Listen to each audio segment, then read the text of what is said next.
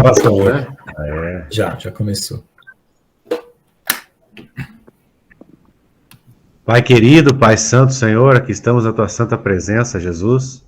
Abençoa, Pai, este lugar. Consagramos agora esta sala virtual ao Senhor, Pai. Consagramos este lugar aqui, Pai querido, né? Consagramos esse lugar virtual agora. Seja aqui a tua presença esteja aqui neste lugar. O Senhor esteja entronizado aqui no nosso meio, Pai. Em nome do Senhor Jesus. Vai conduzindo, Pai, esta aula. Em nome de Jesus Cristo. Tudo aquilo que a gente precisa saber para a nossa edificação, Senhor, espiritual. Em nome do Senhor Jesus. Abençoa cada um dos irmãos poderosamente, Pai querido. Irmão Geraldo, irmão Lucas, vai inspirando, irmão Lucas. O irmão Batista, o pastor João, a irmã Liz, que está aqui. Que Deus abençoe cada um poderosamente. Abre o nosso entendimento, Pai. Nos dá as chaves dos mistérios, Pai, né? Nos dá as chaves agora que a gente precisa, Senhor. Saber e conhecer para poder fazer a tua palavra, pregar a tua palavra, fazer a tua obra com cada vez mais, Pai querido, eficiência e eficácia no Espírito Santo de Deus. Muito obrigado, Pai. Em nome de Jesus. Amém, amém. Amém, amém. É o seguinte, então nós já estamos no segundo capítulo, e como a gente vai discutir algumas ideias em confronto com a Bíblia, né, porque as ideias evolucionistas já foram discutidas, mas sobrou ainda alguns itens para a gente mostrar como é que tem que ser a nossa visão espiritual. Então, como nas outras culturas, a criação de Deus é a partir de uma matéria básica, que é antes de tudo, e para nós, a palavra é o início de tudo.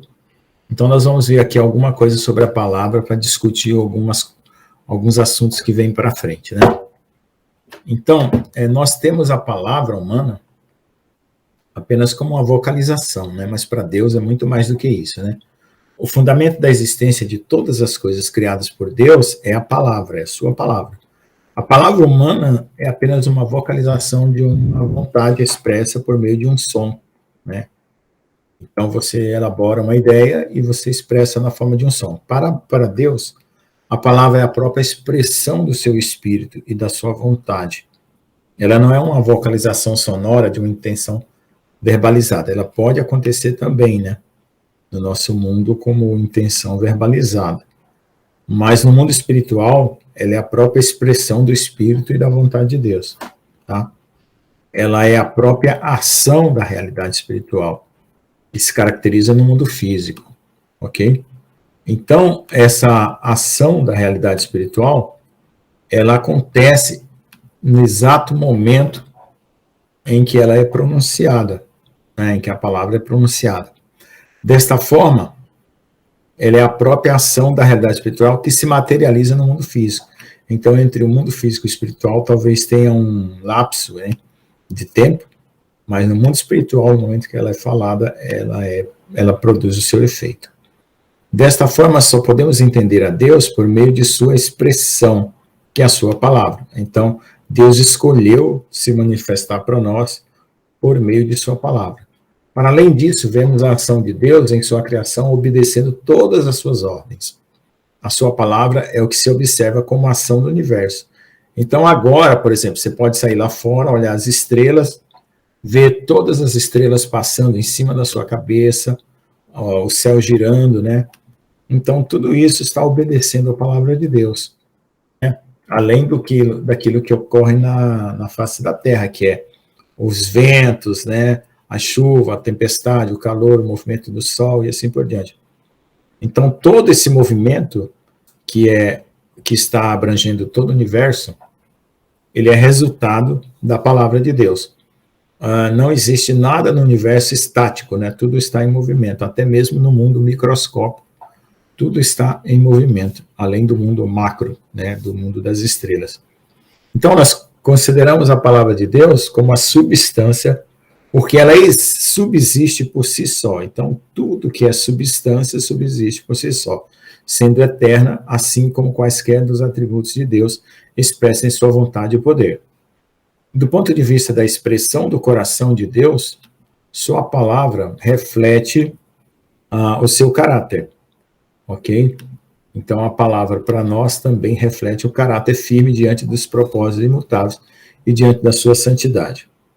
A palavra de Deus é quem sujeita todas as coisas, e todas as coisas estão sujeitas a eles por ela, o fundamento de tudo que foi criado. Então, vamos ver aqui nos Salmos, como Deus colocou a sua palavra acima do seu nome, ok? Então, está escrito aqui, ó, inclinar-me-ei para o teu santo templo, e louvarei o teu nome pela tua benignidade e pela tua verdade, pois engrandeceste a tua palavra acima de todo o teu nome. Porque também Deus é chamado por vários nomes, é por isso que ele usou de todo o teu nome. Então, a palavra de Deus foi engrandecida acima do seu próprio nome. Então, não dá para você detalhar mais de Deus do que isso, né? Do que a palavra. O que aconteceu para nós? A revelação de Jesus como homem, né? Então, essa palavra se encarnou, se tornou um homem, né? Com certeza tinha células no seu corpo, órgãos, coração, né? Cérebro, e tinha mente, alma, como todos nós temos, mas essa estrutura, ela estava apenas como um invólucro, né, da palavra de Deus, porque no Espírito de Jesus, que é a palavra, e que estava ali presente, né, tinha encarnado o caráter de Deus. Então, o nome representa o título daquilo que a pessoa é, e a palavra representa o seu caráter e sua dignidade, santidade, integridade e incorruptibilidade. Então, todos esses atributos, dignidade, santidade, integridade e incorruptibilidade, o Senhor colocou na sua palavra, né, e encarnou em Jesus. Então, é por isso que Jesus tinha essas qualidades. Para se entender a condição da palavra de Deus em relação à criação do universo, precisamos perceber que a própria estrutura da realidade veio existir por intermédio da palavra de Deus. Então, essa frase aqui é muito importante, porque muitas vezes a gente ouve no mundo, né? O inimigo está tentando fazer esse plano, fazendo esse projeto, criando essa situação agora, no final dos tempos e tal. Na verdade, o inimigo, ele cria só mentiras. E ele cria as narrativas para que as pessoas achem que ele está conseguindo manipular a realidade e mudar os fatos, né? Aí você vê que acontece alguma coisa, dali não vai para frente, porque o que vai acontecer é exatamente o plano de Deus. E Deus precisa de nós para anular os efeitos que o inimigo cria através da nossa oração. É por isso que nós precisamos estar sempre em oração, porque o inimigo, ele compete contra a palavra de Deus, certo? Ele quer ser dono da realidade. Então, o Senhor precisa de nós para quando ele se manifestar querendo manipular a realidade, a decisão das coisas, os fatos, né, a gente possa batalhar nesse nível, né, de cancelar os propósitos malignos. Isso ele não vai gostar dessa situação e vai causar retaliação, perseguição, vai tentar nos combater, tirar nossa força, o nosso ânimo, mas nós temos que manter-nos firmes, tá bom? Pois ao mesmo tempo que a palavra é transcendente, ela penetra, né? Ela tem uma essência e ela é imanente, ela penetra a natureza das coisas, tá? Ela transcende, ela tem uma essência própria e ela penetra, que é o imanente, a natureza das coisas. Ou seja, não há nada no universo e para além dele que exista sem o fundamento da sua palavra como origem ou fonte ordenadora da realidade do cosmos. Por isso que João colocou o logos, né? Porque no princípio era o verbo no grego é o logos. Esse logos era um conceito filosófico, sabe? Então, esse conceito filosófico era exatamente esse aqui, o fundamento de toda a realidade, ordenadora de toda a realidade. Então, a ordem, né, de todas as coisas foi dada por Deus por meio do logos ou da sua palavra. Então, se nós tirássemos a palavra das coisas que Deus criou, tudo se dissolveria. A palavra é a própria materialidade que ficou. Não, meta-realidade mesmo. é a própria meta-realidade. Meta quer dizer mais. É mais do que a realidade desse mundo, sendo ela também o espírito no qual toda a realidade está imersa. Então, tudo está imerso na palavra. Todas as criaturas de Deus, né, tudo vieram por meio da palavra. Então, onde a gente confere isso na palavra de Deus mesmo? Aqui, em Colossenses 1, 15 e 19. O qual, né, Jesus, ele está falando, é a imagem do Deus invisível, primogênito de toda a criação, porque nele foram criadas todas as coisas que há nos céus e na terra, visíveis e invisíveis. Então, tudo que descobriram e ainda vão descobrir nesse mundo foi criado por Deus, as visíveis e invisíveis. Sejam tronos, sejam dominações, sejam principados, potestades, tudo foi criado por ele e para ele. Ele é antes de todas as coisas, e todas as coisas subsistem por ele. E ele é a cabeça do corpo da igreja. Tá? Isso é importante, porque é por meio dessa palavra e fazendo parte do corpo que nós vamos reinar sobre a criação de Deus. Ele é o princípio, o primogênito dentre os mortos, para que em tudo tenha preeminência, porque foi do agrado do Pai que toda a plenitude nele habitasse. A plenitude de quem? Do próprio Pai. Amém? Contudo, Satanás se tornou o pai da mentira, porque ele tentou mudar o fundamento da realidade. Então, isso aqui é a soberba que Satanás teve, mudar o fundamento da realidade para que ele se tornasse um Deus e fosse adorado. Certo? Então, é por isso que nós temos que sempre manter a nossa consciência, né, voltada para a palavra de Deus como palavra escrita, né, e como palavra revelada em Jesus, que é a busca da nossa comunhão, né, que nós fazemos através da nossa vida de santidade, da nossa rendição a Ele, né, nós vamos estar imersos, mergulhados nessa palavra, porque Deus poderia nos manipular simplesmente pelo poder que Ele tem, mas Ele quer que nós decidamos, né? Nós temos o livre-arbítrio e nós fazemos essa escolha voluntária de obedecer. Amém? Agora vamos para um outro assunto. Esse aqui é o final do capítulo 2, que eu vou terminar hoje. Aí, se der tempo, a gente entra no capítulo 3, que é a realidade espiritual, o mundo espiritual, tá bom? Alguém quer fazer algum comentário sobre a criação e a palavra de Deus? Porque agora nós vamos discutir algumas coisas que estão dentro da criação e da origem do universo, que a gente precisa levar em consideração quando a gente analisa essas teorias, né, científicas, né? A parte, vamos dizer assim, de perceber o que é realmente aquilo que vale como realidade e aquilo que não vale. Porque a metafísica, ela quer dizer isso, né? Mais do que a física. O que se sustenta? O que de fato nas teorias que existem se sustenta, né? E que a gente pode colocar como sedimentado por Deus, né? Igual a sua palavra. E tem coisas que não se sustentam, são só hipóteses, tá bom? Vocês podem comentar se quiser, senão eu já toco para frente. Eu acho interessante. Como está escrito, né? Pode falar, pode falar. Eu acho interessante aqui, né, que você conseguiu a palavra, o nome dele, Jeová. Achei muito interessante, você colocou um acento no ar. E o nome dele é esse mesmo, eu estou assim, muito intrigado como você conseguiu achar o nome dele assim, porque são pouquíssimas as pessoas, e até mesmo você chamou ele de Jeová, com vez de Jeová. Por que, Lucas? Onde é que está a mina de ouro aqui que você achou isso? Pois é. Então, eu coloquei o acento no A para poder a pronúncia ficar certa, mas eu consegui através do Michael Rood. Né? Ah, sim. Sim, daquele do Norma, do Gordon, como é que é? Anemia Gordon. Anemia Gordon. Ah, tá certo. É a mesma origem. Dele, tá certo. Consegui então. Dele. Tá bom. Pode falar, pastor Jones. Não, ia só comentar, né, que como está escrito, né, que o Senhor Jesus Cristo, ele era o Logos, né? Ele é o Logos, né? Ele é a palavra. Ele é a própria Escritura. Digamos assim, né? A Escritura é a personificação do próprio Senhor Jesus Cristo. Ele é o Logos, né?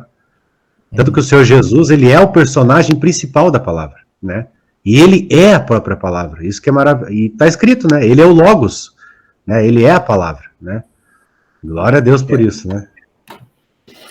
Então, a gente não consegue fazer uma ciência do lado de fora do mundo, né? Quer dizer, do lado de fora da igreja, no mundo, porque a gente não tem esses fundamentos, né? Então, esses fundamentos são fundamentos de fé.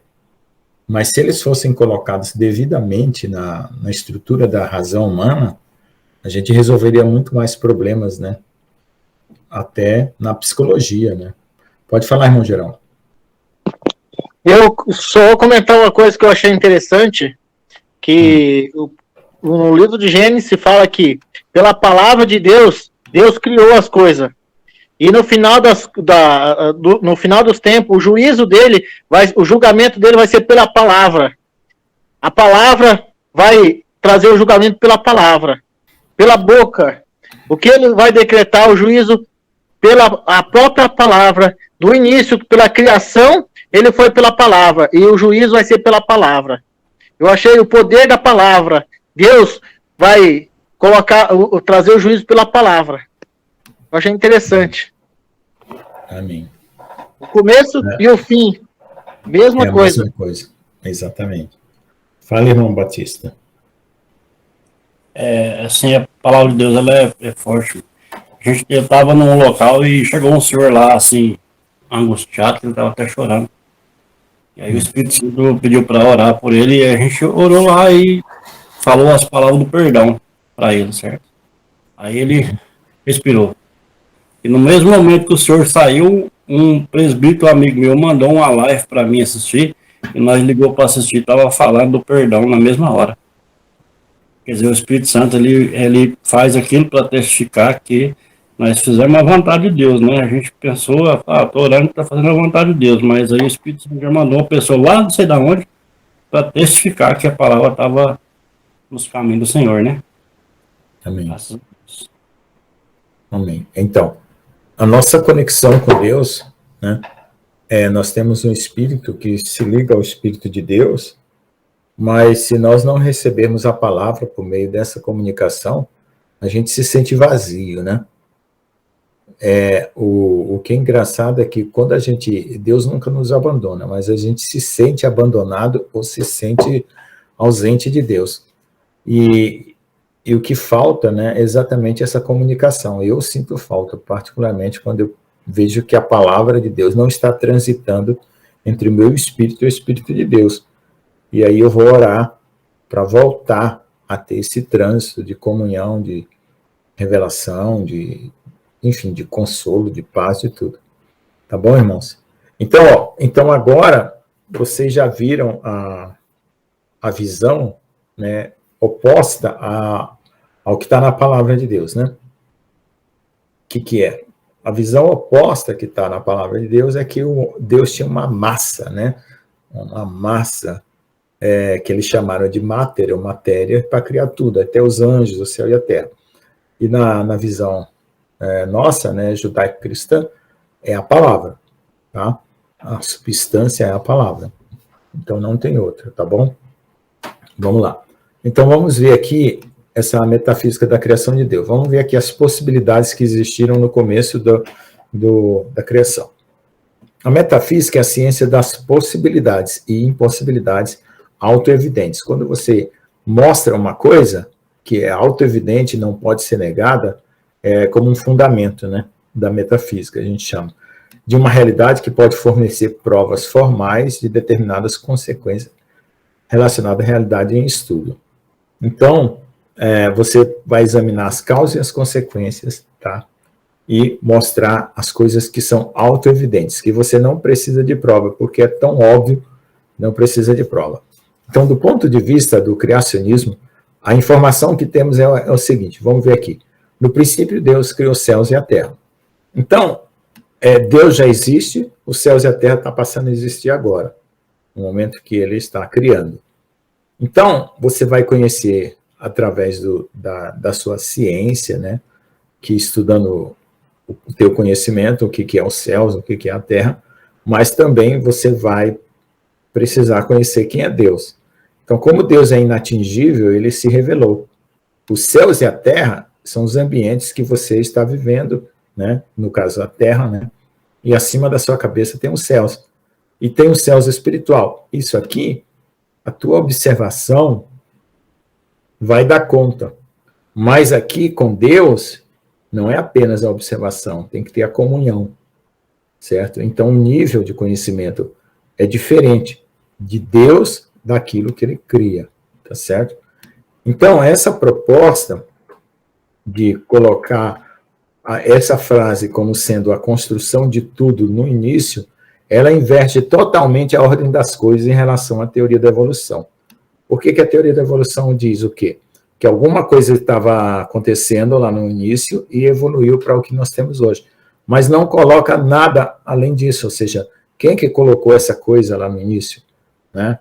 Que deu origem ao Big Bang e assim por diante. Então, não tem autoria, né?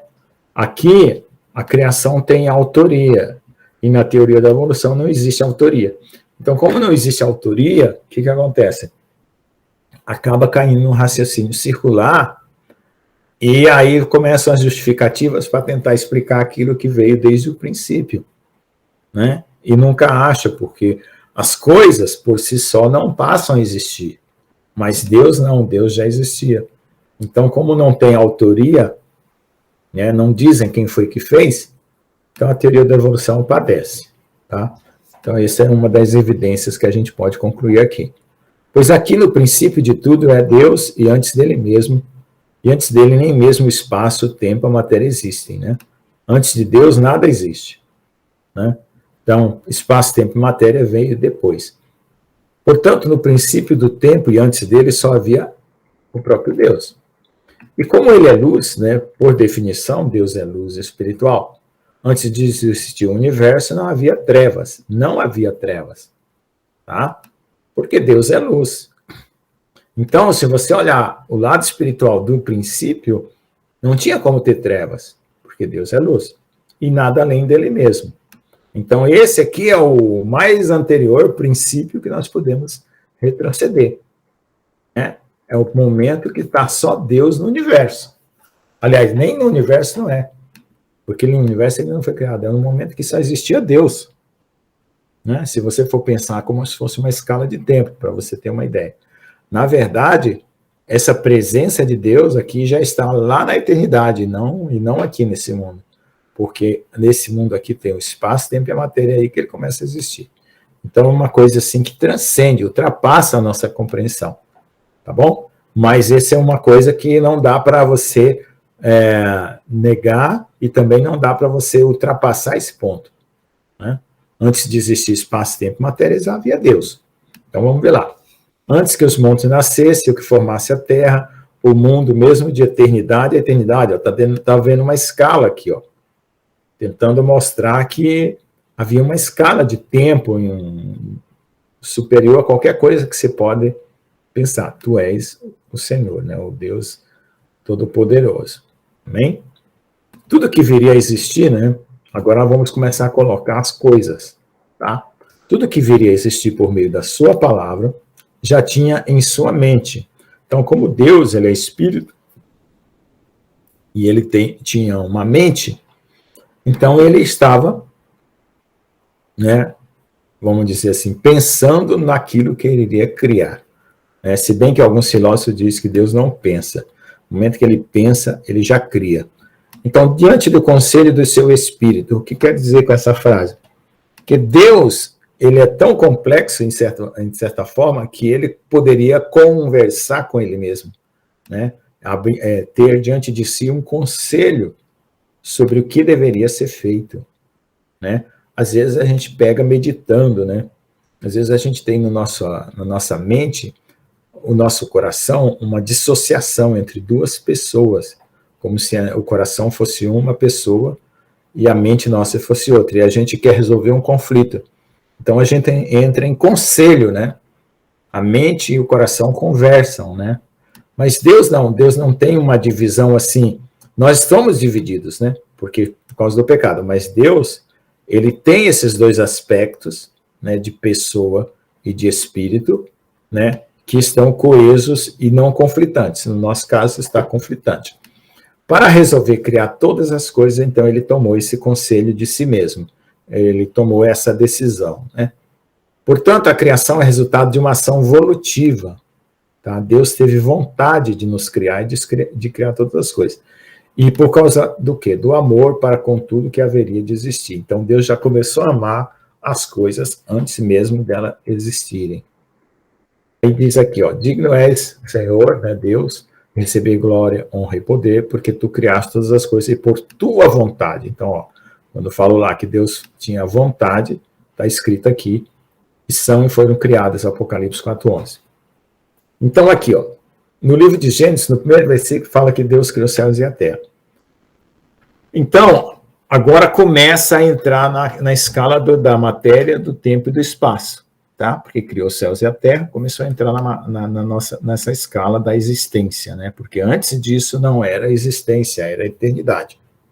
Logo em seguida, relata-se que a terra era sem forma e vazia, havia trevas sobre a face do abismo, e o Espírito de Deus se movia sobre a face das águas.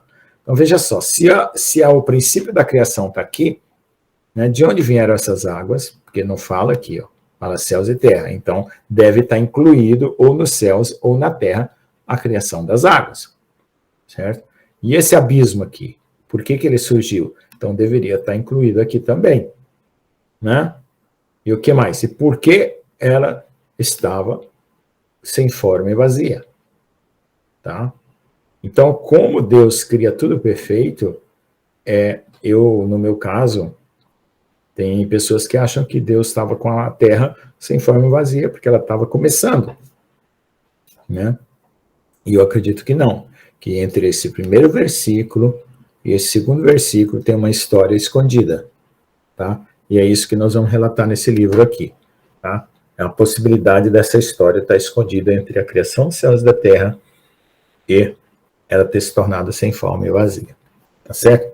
Por causa do contexto, né? Porque o contexto aqui, ele não coloca esse sem forma e vazia uma origem para a água, porque se estava tudo começando, então teria que começar a descrever a origem da água, a origem do abismo, né? E assim por diante, como as trevas estavam surgindo e coisas do tipo. Então, não. Eu vejo isso aqui como um divisor, né, de 2 versículos com uma história no meio, que é uma história espiritual, vamos dizer assim. E esse segundo versículo, por si só, suscita muitas perguntas. Por que a terra estava inicialmente sem forma vazia? De onde vieram as trevas, se antes só existia Deus e ele é luz? Qual é a natureza das trevas? Ou seja, espiritual ou material? Se a natureza é espiritual, por que elas surgiram? E se a natureza é material, de onde elas vieram e por que elas aparecem primeiro antes da luz?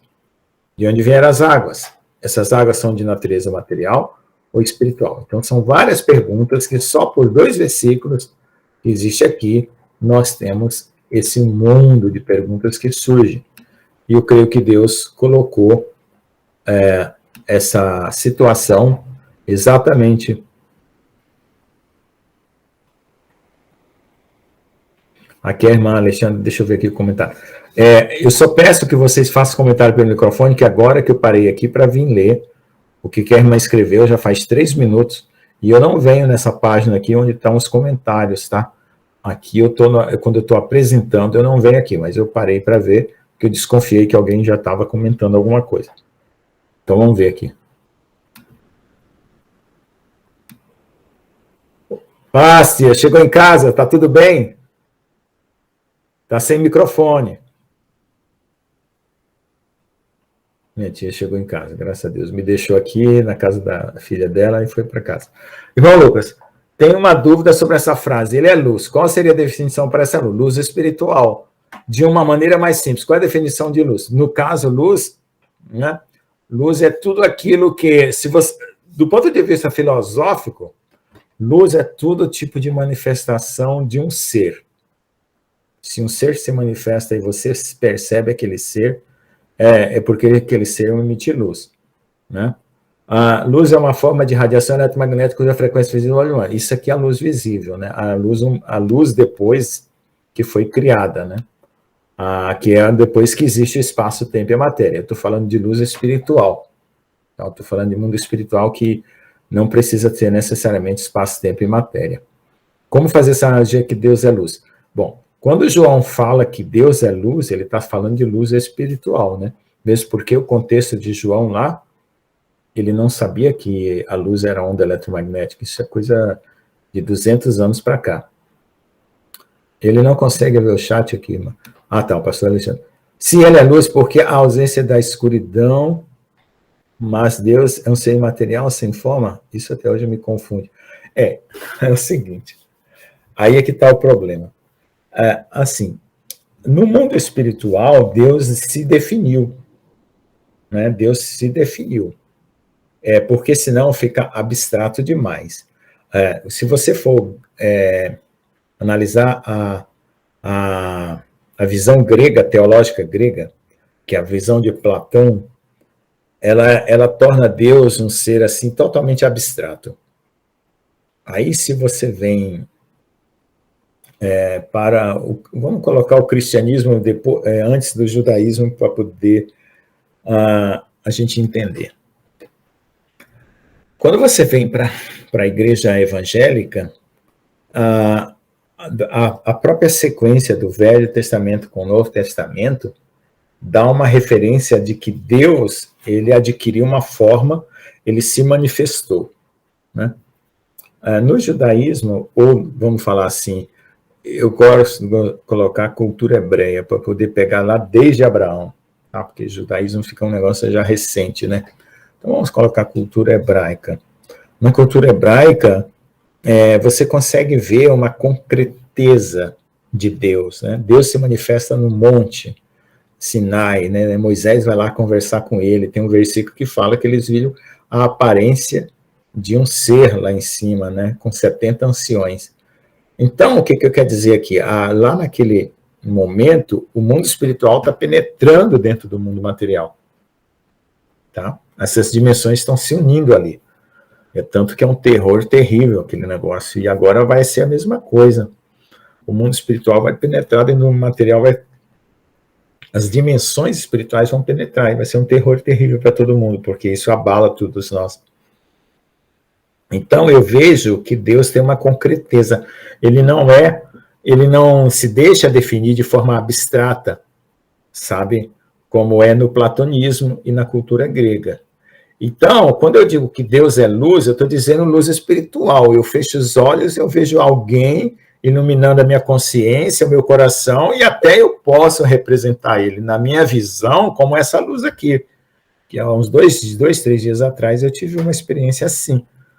Eu estava num ambiente espiritual, né, dentro de mim, na minha consciência, e nesse ambiente espiritual eu não sentia, não tinha pensamento, eu não tinha sentimento, mas eu tinha uma consciência, uma presença. E aí, a impressão que eu tinha é que eu tinha uma luz como essa, mas era uma luz espiritual, claro, não tem rede elétrica dentro, lá no mundo espiritual, na minha consciência, enfim, de onde eu estava conectado, não tinha esse aparato tecnológico que a gente usa aqui, mas, e nem tampouco uma estrela, né? Então eu vejo dessa forma.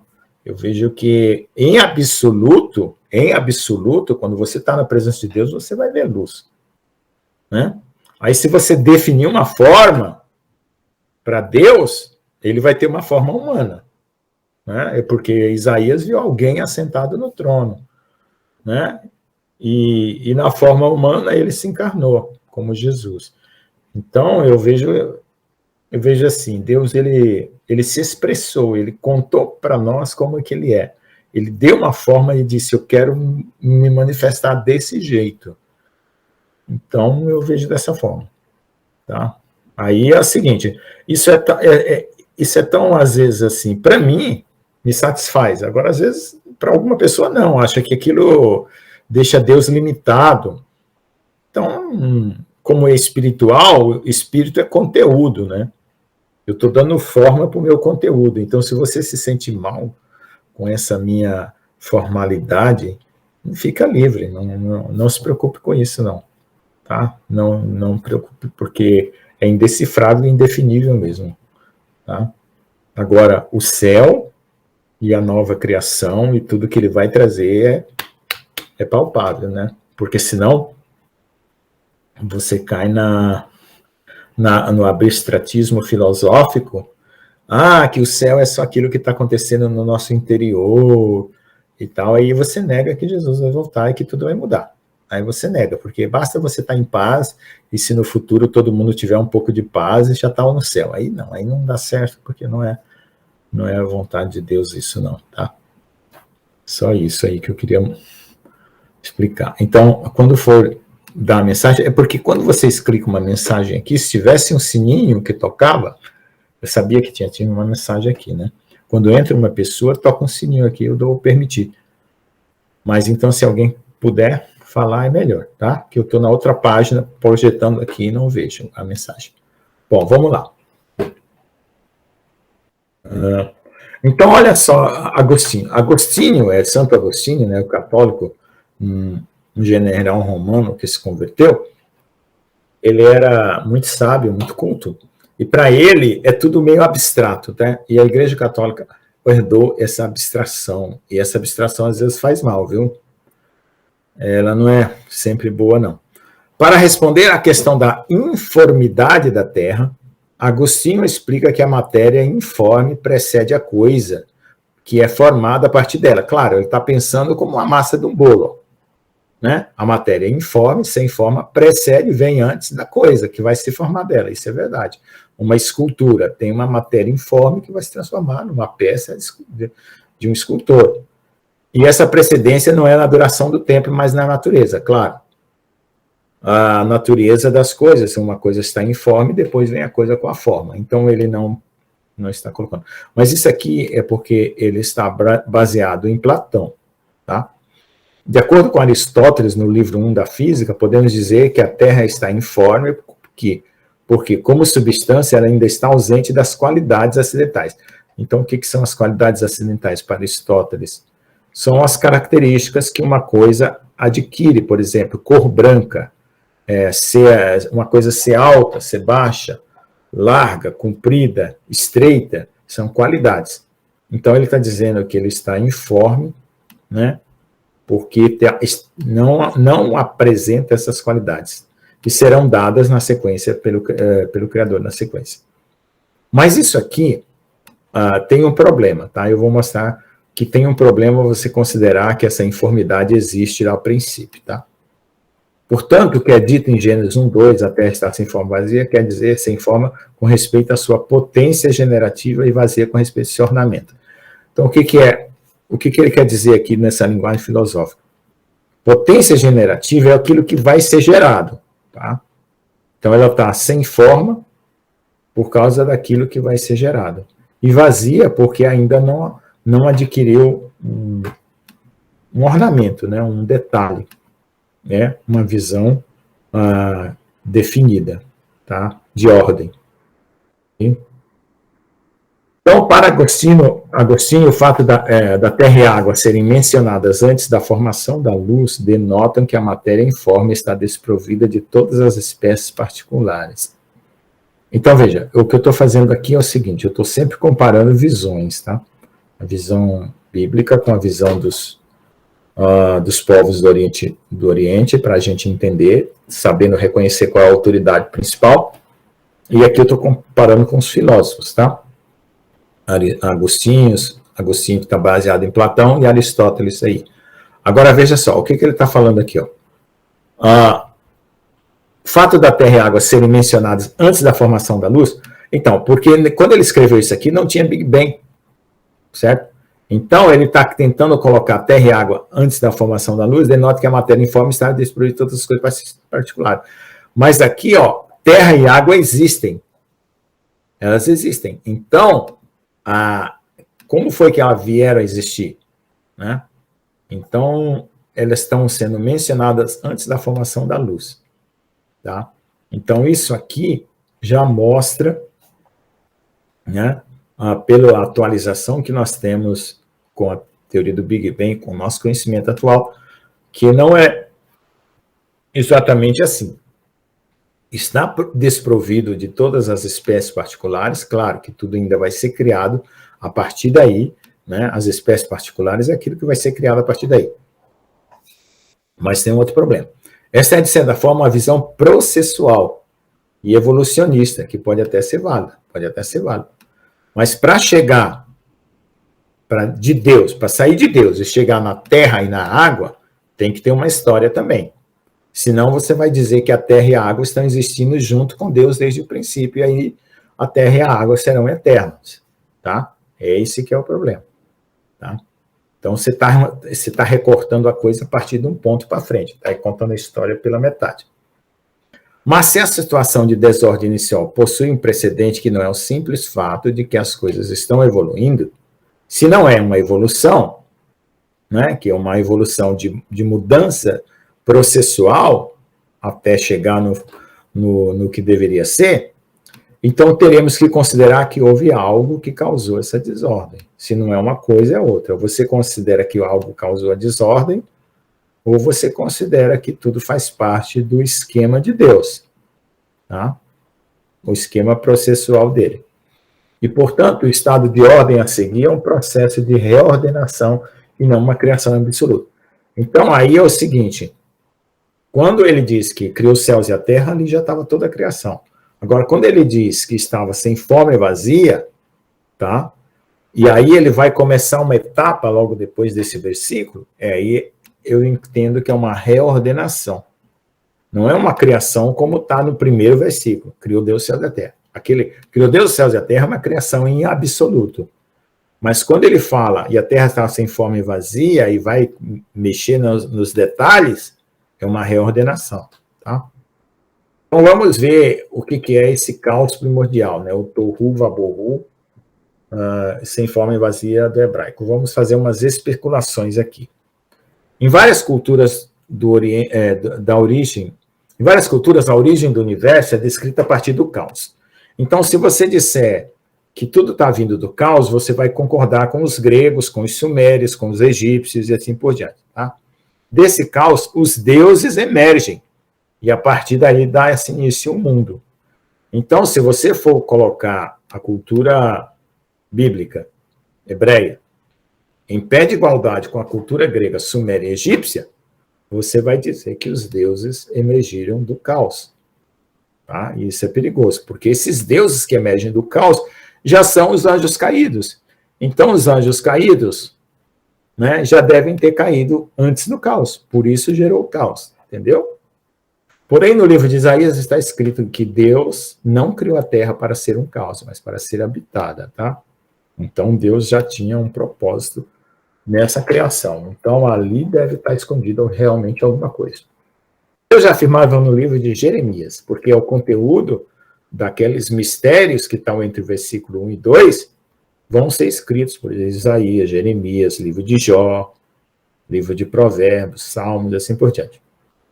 Olhei para a terra e ele se informa vazia para os céus e não tinham luz. Esse versículo ele tem 3 cumprimentos.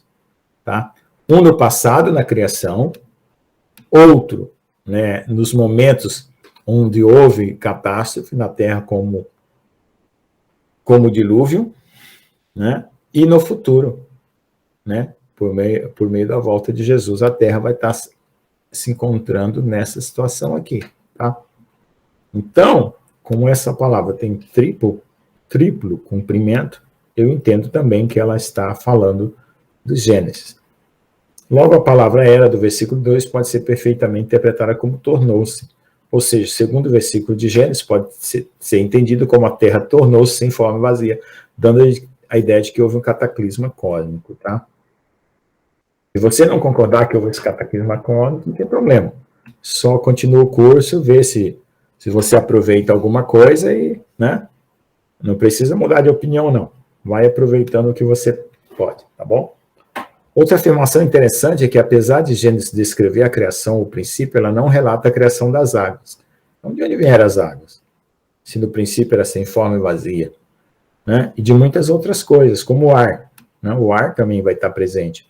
Mas não fala, ó, Deus criou o ar, Deus criou as águas. E a própria natureza das coisas que há nos céus. Então, o que há nos céus? Ele falou, criou os céus e a terra. Mas o que há nos céus? Não fala esse detalhe. E na terra? O que há na terra? Criou os céus e a terra. Então tem que ter alguma coisa no céu, tem que ter alguma coisa na terra. Senão não tem sentido falar criou os céus e a terra. Ou seja, o versículo 1 resume toda a criação, dos céus e da terra em um tipo, aí eu vou chamar aqui de Big Bang, posso dar o nome que eu quiser, tá? É um tipo de Big Bang. Bum! Começou. Afirmando que eles foram criados de uma única vez, com todos os seus elementos. Baseado nessa conclusão, a descrição que segue a partir do versículo 3, agora nós vamos para o versículo 3 de Gênesis, é que Deus estava organizando um caos original, descrito no segundo versículo. Surgiu depois da criação do céu e da terra. Então tem a criação do céu e da terra, tem um caos original e tem uma reorganização a partir do versículo 3. Com a descrição que se segue, a partir do versículo 3 e feita do ponto de vista de um observador humano, agora vamos colocar alguém na Terra. Um observador humano na Terra, posicionado na Terra. Então, o que parece é que mesmo a criação da luz que vem a seguir é apenas a criação da luz visível do ponto de vista do homem. E, consequentemente, a criação das condições de vida na Terra na forma de geologia, fauna e flora. Então, ali nos versículos depois do 3º, é a criação da luz, da geologia, da fauna e da flora. Ok? No entanto, pode-se conjecturar que o caos cósmico inicial se deu pela queda de Satanás. É o que a gente está conjecturando aqui. O qual envolveu toda a criação no pecado. Tá? Do ponto de vista do Big Bang, o universo teve também seu momento de trevas.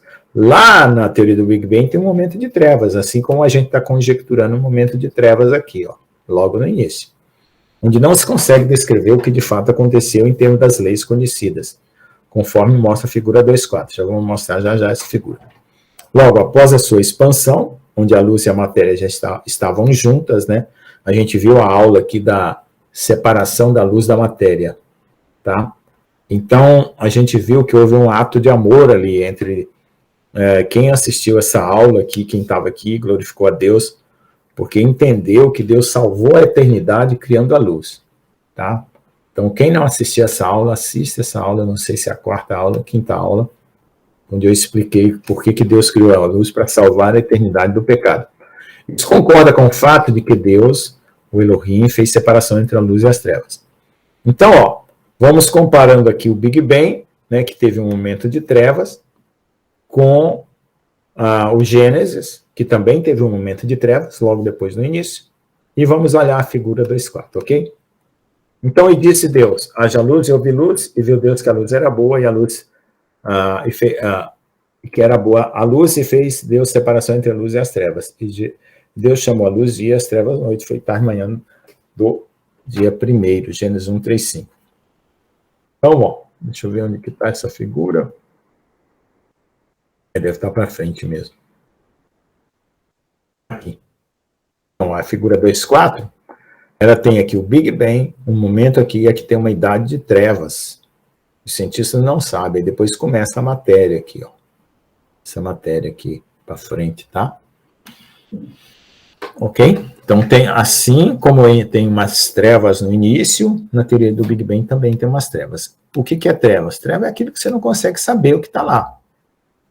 Qualquer forma de desconhecimento é trevas. Luz é toda forma de conhecimento. Quando você sabe uma coisa, você está tendo luz daquilo. Tá? Então, para os cientistas, é uma coisa indecifrável, indefinível. Uma coisa que não tem luz e conhecimento para aquilo. Então, vira uma interface, você pode ver, entre o mundo espiritual e o mundo material. Claramente vira uma interface, né? Entre esses dois mundos, material e espiritual. Tá bom? Bom, então vamos voltar aqui nesse comentário.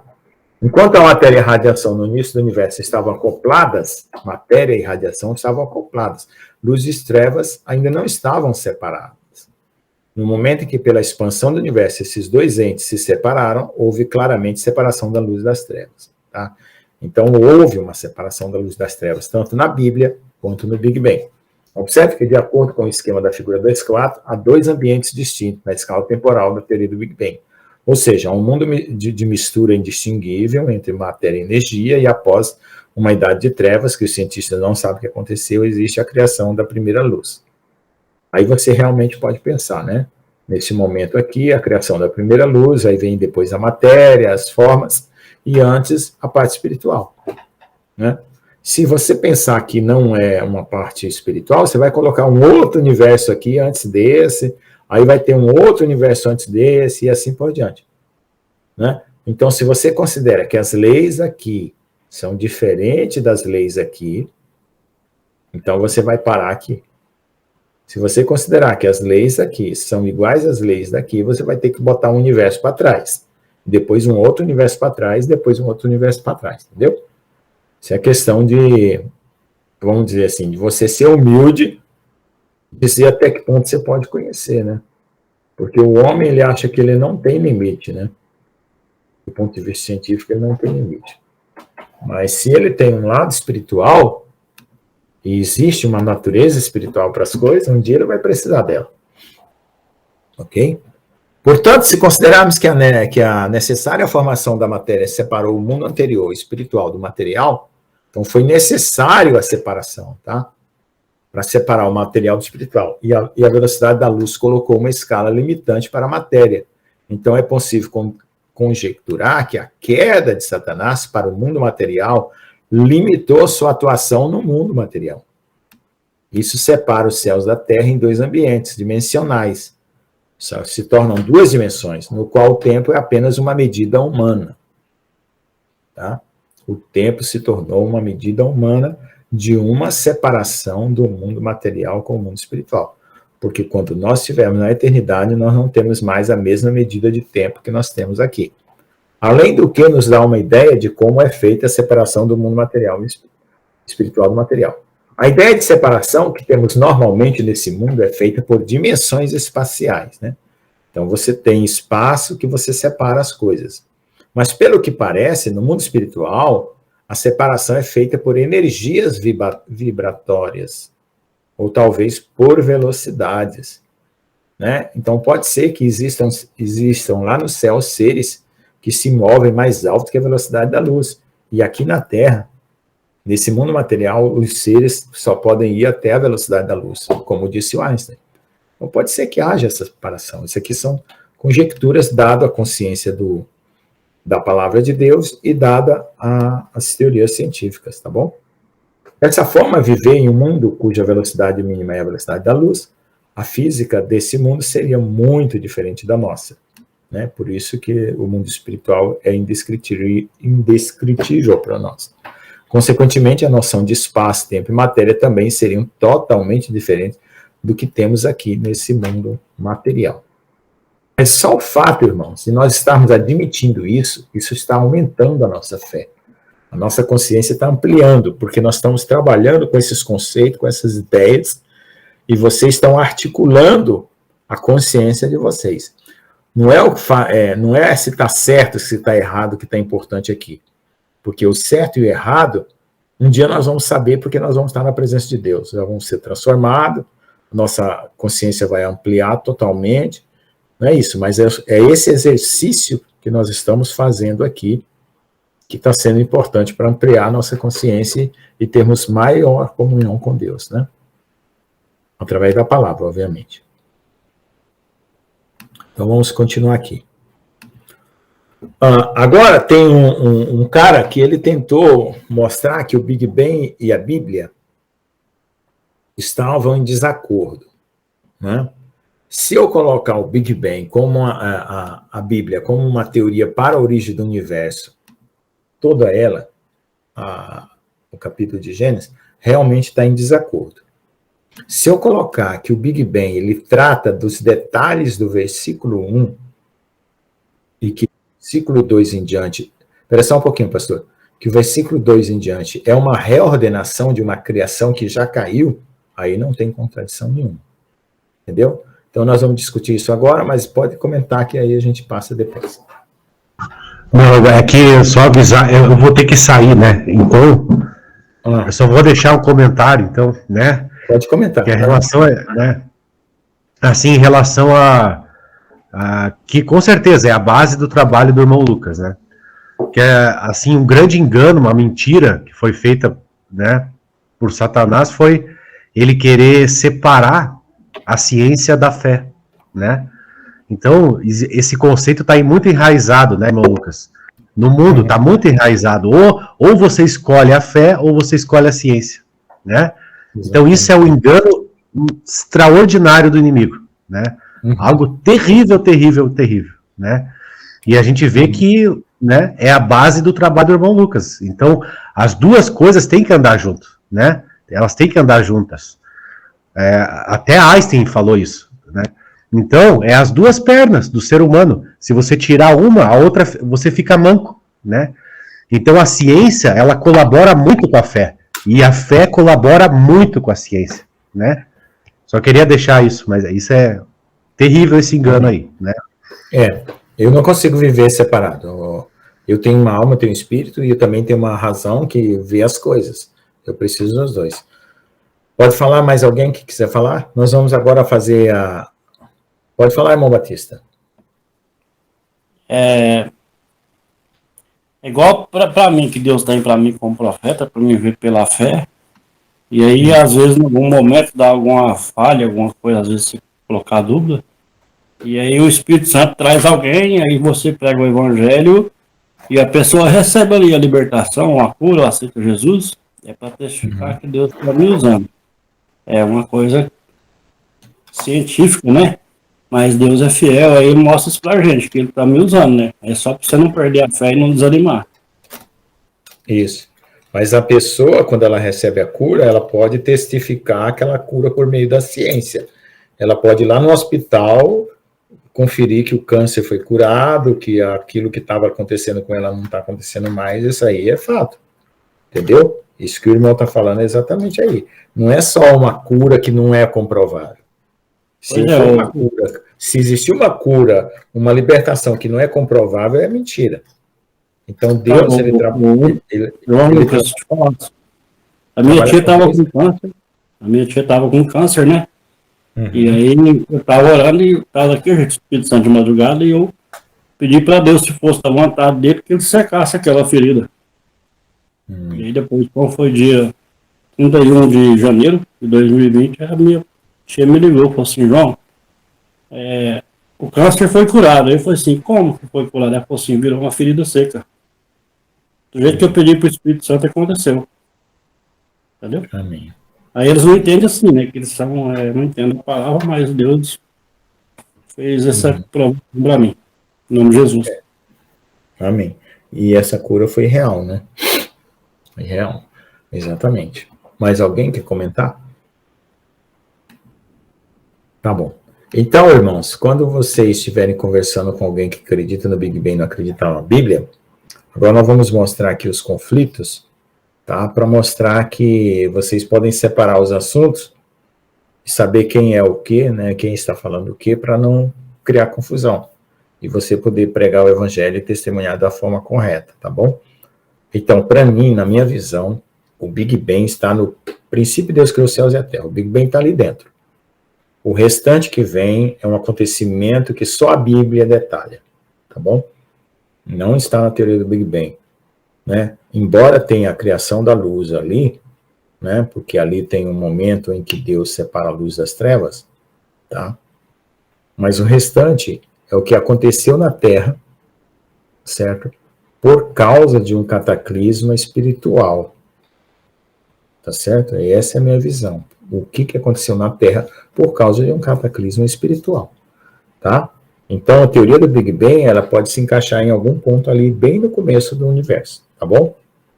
Então, é como se duas pessoas estivessem contando a mesma história, e uma pessoa pegou uma parte, outra pessoa pegou outra parte, tá? Porque senão você joga um contra o outro, aí você vai ter que decidir, ou a Bíblia ou o Big Bang. Isso é o que está acontecendo na universidade com os alunos. Eles voltam para casa depois de uma aula lá, aí perdem a fé. E isso não pode acontecer. Porque o fundamento da nossa situação aqui na Terra é que nós temos uma alma e temos um espírito. Se você for materialista negar isso, você está apostando no juízo. Entendeu? E eu não vou apostar no juízo. Ah, não tenho alma, não tenho espírito, vou viver do jeito que eu quero, quando eu morrer eu descubro. E aí? Eu não vou fazer isso de jeito nenhum. Então, do ponto de vista da precaução e da prudência, é melhor você crer, se arrepender e como entrar em conformidade com a palavra de Deus, só do ponto de vista da precaução, né? Do que você apostar no juízo final. Aí vai que você aparece lá no juízo final e, poxa vida, tinha, né? Acabou. Mas a gente sabe que a prova espiritual das coisas espirituais ultrapassa esse jogo de argumento lógico, ultrapassa. Por quê? Porque no momento que você crê em Jesus, você tem a comunhão, tem o Espírito Santo, você recebe o milagre, tem o testemunho de Deus, tem a fé, tem o andar com Deus. Então, você tem muito mais cultura espiritual, conteúdo espiritual, de que uma pessoa simplesmente está acreditando porque está com medo de ir para o inferno. Né? Que é o caso de o cara, não vou apostar, mas também eu não vou seguir. Né? Eu não vou seguir porque eu não quero compromisso, mas também não vou apostar que não exista Deus. Né? É só falar que não existe Deus, para mim, já soa como um absurdo. Só isso é coisa pessoal. Mas eu quero dizer assim, que Deus nos dá um conteúdo para além daquele cara que está apostando. Tanto o cara que está apostando que não acredita, como aquele que está apostando porque tem medo de que acredita e ele se dá mal. Nós temos um conteúdo muito maior que a nossa vida com Deus. Fala, irmão Amorim. Igual eu tava pregando o evangelho, e o rapaz falou assim, eu vou na igreja de vez em quando, na igreja Assembleia de Deus, mas existe livre-arbítrio, né? Essa palavra eu não gosto nem muito de falar, porque ela coloca a pessoa em contradição. O livre-arbítrio existe mesmo, mas é porque Deus não precisa de nós, nós que precisa dele, né? E se a gente morrer nessa concepção e fazendo um monte de coisa errada, depois da morte não tem perdão. Por isso que Deus é fiel. É porque eu vejo mais, irmão Batista, como uma construção, e não como assim, eu não votei em Deus, por isso eu vou para o inferno. Deus era um partido que eu não escolhi, né? Mesmo que eu não escolhi Satanás, mas eu também não escolhi Deus. Eu não vejo isso dessa forma, eu vejo como uma construção. Você está construindo a sua eternidade. Cada um de nós estamos construindo a nossa eternidade. Agora, qual é a eternidade que você está construindo? A pergunta que você tem feito é essa. Eu vou fazer o que eu quero, faço o que eu quero, não quero prestar conta a ninguém. Então, essa é a qualidade da eternidade que você está construindo. É como você pegar uma palha e construir uma casa. O outro pegou o tijolo, o outro pegou o ferro. Como o Paulo fala, qual é o material que você está usando para construir a sua eternidade? Entendeu? Porque a eternidade, ela vai ser inaugurada com o fogo. Com o fogo material e com o fogo espiritual. Sim. E como é que você vai resistir num ambiente, como é que você vive num ambiente que tudo é fogo? Né? Tanto espiritual como material. Então, palha resiste a fogo? Não, é por isso que Paulo usou esse versículo, né? Cada um preste atenção da forma como está construindo, porque a maneira como está construindo define como é que você vai viver lá no futuro. Acho que o irmão Geraldo comentou no final da live passada, da outra passada, nós falamos sobre desgarrar das coisas terrenas, né? Porque na hora que vier o arrebatamento, e se você tiver agarrado com coisa terrena, você não vai, né? Sei lá. Eu creio mais ou menos do jeitinho que ele falou, porque se você tiver agarrado com coisa terrena, e na hora que o senhor vier, se você tiver agarrado, você fica, não vai. Que nem uma borboleta. A lagarta vai virar borboleta. Se ela se agarrar no casulo, ela vai sair do casulo? Né? Ela nunca vai virar borboleta. Então nós vamos virar borboleta. É a mesma coisa. Nós estamos num casulo que é isso aqui, ó. Isso aqui é um casulo. E vamos virar uma borboleta. Então o que Deus está falando é frente, se desprenda porque você precisa de outro estágio. Não, você não vai para outro estágio. Talvez a pessoa está numa situação assim que acha que ele está perdendo tudo. E aí eu já vejo por outro lado, eu já não vejo que ele está perdendo. O Espírito Santo está desgarrando ele para ele ser liberto e ele não está vendo isso. Esse é outro problema que acontece, irmão Batista. Por exemplo, até na minha família a gente vê o seguinte, Deus começa a dar crise para as pessoas. Por que Deus dá certas crises? Para você se desprender da sua matéria, se desprender da mente carnal e se ligar no espírito. Quando você vence a crise, você está num outro nível, que não é mais aquele nível da doença, do psicológico, da depressão. Você já está no outro nível. Embora venham ainda algumas coisas, mas você já se comporta diferente. Você já muda a maneira de tratar aquilo. Quando você começa a ter depressão, angústia, fica se alimentando de psicólogo, de remédio, você está na roda do rodomoinho, só gira e não sai. Entende? Então, eu já passei por umas 4 depressões profundas mesmo, de lá no fundo do inferno, vamos dizer assim. Então, o que aconteceu comigo? Eu saí sempre pela misericórdia de Deus, clamando a Deus, como diz no Salmo 91, na angústia te livrarei, tu me invocarás e eu, né, te libertarei, então, e você me glorificará. Então, eu já tive depressões profundas. Então, quando as pessoas veem aquelas lutas, aquela angústia, vai para médico, vai para remédio, aí vira uma roda sem saída, né?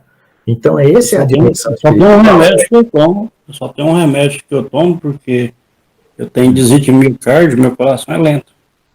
Não, eu também, eu tenho a minha válvula mitral é problemática, mas eu não fui fazer nada, deixa aí. Na hora que Deus quiser desligar, desliga. Se não quiser, vai ficar assim mesmo. Tenho 70% remédio para dor. 30% volta, 70 vai, 30 volta, 70 vai, dá aquela dor no coração. Tem esse problema. Remédio para dor é uma glória do Senhor. Não tomo remédio não, tá doendo. Eu falo pro Espírito Santo que tá doendo, para de doer. Tá bom, irmãos? Alguém quer comentar mais alguma coisa? Eu vou começar a fazer perguntas para vocês, para saber se vocês estão pegando as informações, tá? Vamos ver aqui. Eu vou fazer esse encontro e desencontros, eu já faço as perguntas, tá? Eu vou só mostrar o seguinte, tá? Olha só. Em seu artigo, Development of a Node Universe Science, esse Dr. John Harnett, ele é cristão, tá? E é cientista. Ele advoga uma ideia diferente das teorias do Big Bang para explicar os genes, pautado na ideia do universo jovem. Ele é da teoria do universo jovem, mas tudo bem. Você acaba percebendo que também tem coisas importantes que você pode aproveitar dele. Nesse artigo, ele também apresenta uma tabela onde ele mostra 16 eventos cosmológicos em 6 dias da criação, contendo 21 conflitos na sequência entre os genes e a teoria do Big Bang. Contudo, eu imagino que sua tabela de conflito pode ser corrigida se tomarmos algumas hipóteses bíblicas a mais. Então, nós vamos tomar umas hipóteses a mais do que ele tomou e resolver esses conflitos entre o Big Bang e a criação, tá?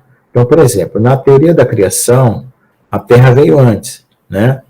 E na teoria do Big Bang, a luz veio primeiro, tá? Então, na teoria da criação, a luz só vem 1, 2, 3, 4, no quarto evento, tá? Então, tem todo um conflito. Toda vez que tem um conflito, tem essa bolinha aqui explodindo aqui, tá? Então, veja só, exatamente aquilo que eu falei. Você não consegue colocar a Bíblia junto com a teoria do Big Bang, porque a teoria do Big Bang, ela é uma faceta, certo? Porque depois ele emenda com a teoria da evolução biológica, tá? Aqui tá os dois, tá? Teoria da evolução e a teoria do Big Bang junto.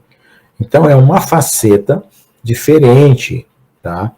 E você tem que saber onde encaixar. Não é só listar de uma coluna para outra e ficar fazendo risco aqui e vendo que tem conflito. É exatamente isso. Você tem que ser mais sabedoria para fazer essa distinção das coisas, tá bom? Então, vamos lá.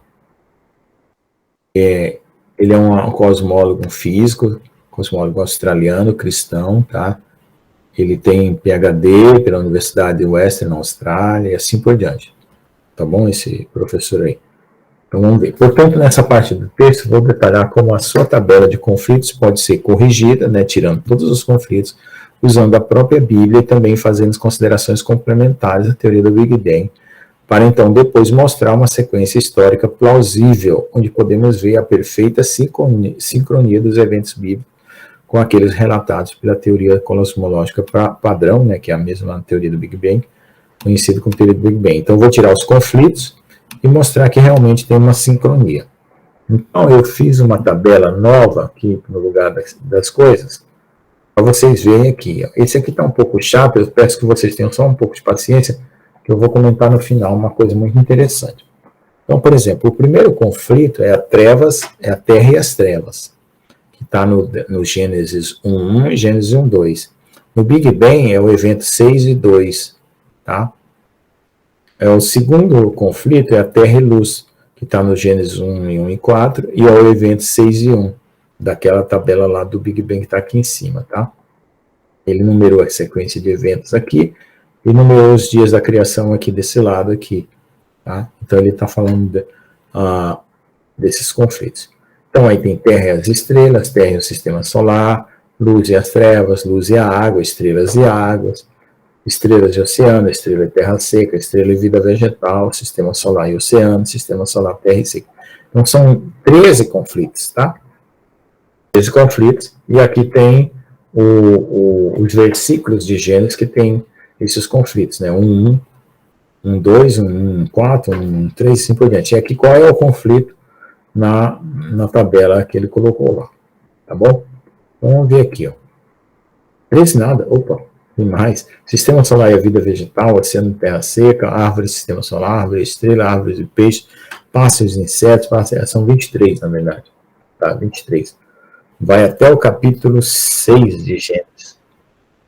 Entendeu? Então, aí é isso aí. Tá? Então, vamos lá. Criação dos céus e da terra. Gênesis 1. O primeiro conflito que pode ser resolvido é aquele da criação dos céus e da terra. Em primeiro lugar, quando Gênesis diz, no princípio criou Deus os céus e a terra, isto significa, né, que o autor resumiu em apenas uma frase, né, tudo que foi feito antes, para não começar a descrever o que seria importante ele descrever na sequência. Então, o que Moisés, aqui no caso, estava preocupado em escrever a criação do homem. Como ele estava preocupado em escrever a criação do homem, então ele resumiu tudo no primeiro versículo. No princípio, Deus criou os céus e a terra. Todos nós sabemos que para se escrever uma história com uma determinada ênfase, devemos começá-la a partir de algum ponto. E se existir fatos anteriores àquilo que queremos descrever, então simplesmente resumimos estes em algumas frases iniciais e seguimos em frente. Por exemplo, você vai contar a história do seu pai que veio lá da Itália. Depois da guerra, meu pai veio da Itália. Pronto, se resumiu a frase. Você vai contar a sua história. Então, Moisés fez mais ou menos isso. Ele resumiu o que tinha antes em uma única frase.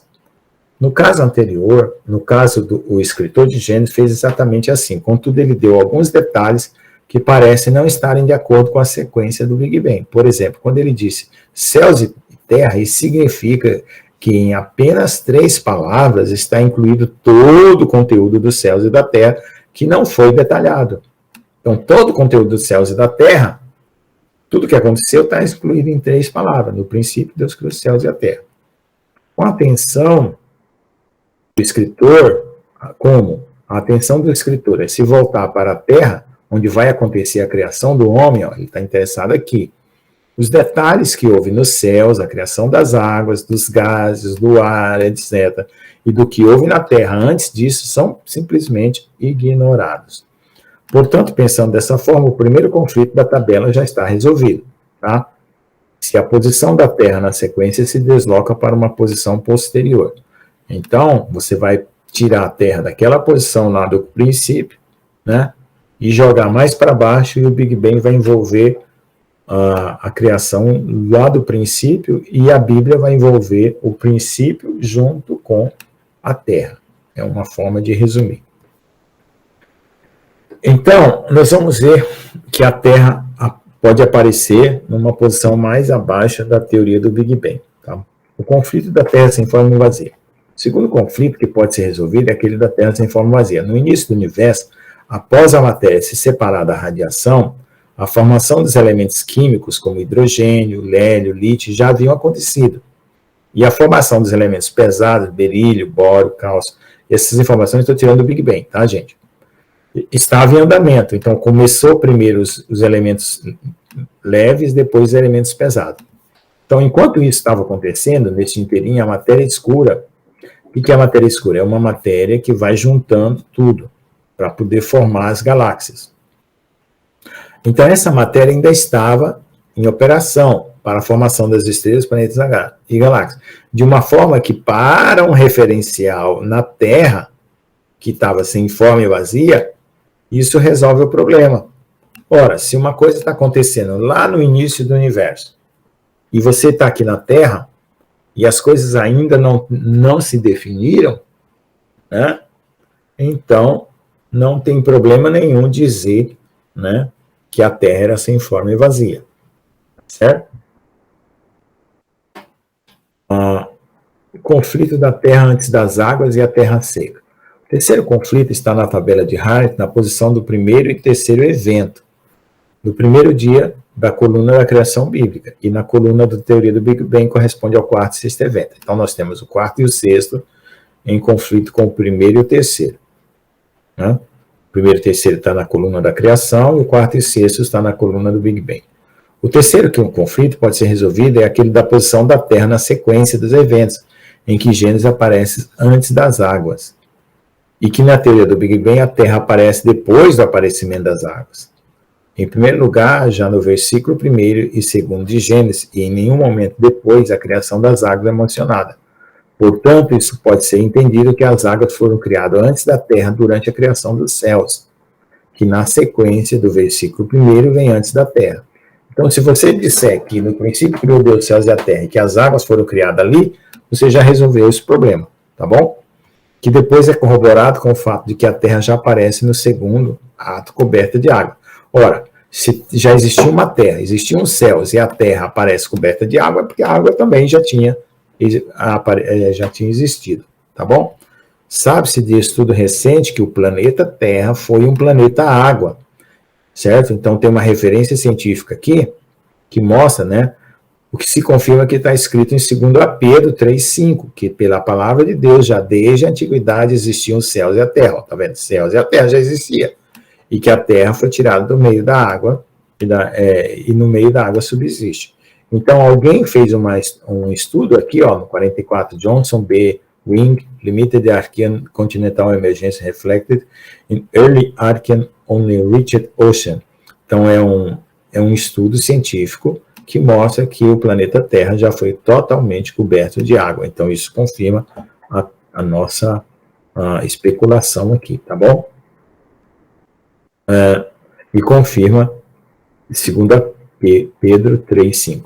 A questão principal do versículo de Gênesis 1 é a razão pela qual esse cataclisma de inundação da Terra aconteceu. Então, o que está em voga lá é o porquê que isso veio acontecer, tá?